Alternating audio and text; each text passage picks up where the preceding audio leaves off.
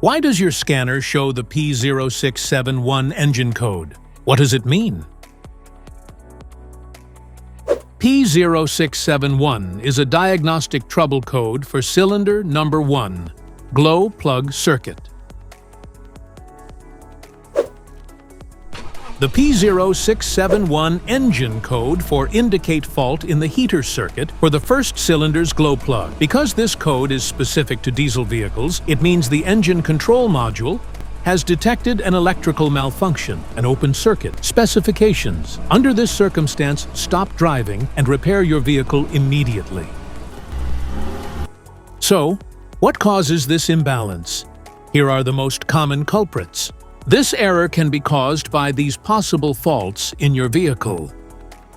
Failed cylinder 1 glow plug, damaged wiring or connectors, corroded terminals, faulty engine computer, failed glow plug control module GPCM. Each DTC code corresponds to a specific issue in your vehicle.